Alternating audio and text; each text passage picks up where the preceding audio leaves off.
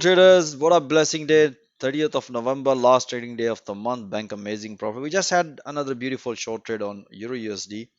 As you have seen in my previous analysis, you will find video on my video in YouTube channel. So this morning, as mentioned here in my previous analysis, we had this beautiful breakout short trade here.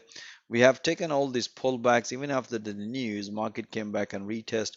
We have another beautiful pullback short trade here and bank amazing profit. Now, let me share with you guys how I analyze the entries and help my traders not to miss any opportunity and bank amazing profit. As you have seen this morning in my analysis, this was a beautiful breakout and after that beautiful pullbacks. Then we also did this analysis as explained just before the news. The high probability look for pullback around pullback short trade here.